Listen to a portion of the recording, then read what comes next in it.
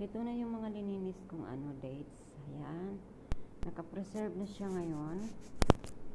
Ayan. Pamimigay ko na lang ito. Naka-plastic na siya. Ayan. Malinis na siya. Ayan, oh guys.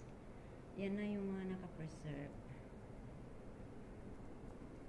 Yung mga brown. Ayan. Ito dinala to sa fabric para gawin ng ganito. Ito ako naglagay nito sa plastic. Lininis ko siya. Ayan na.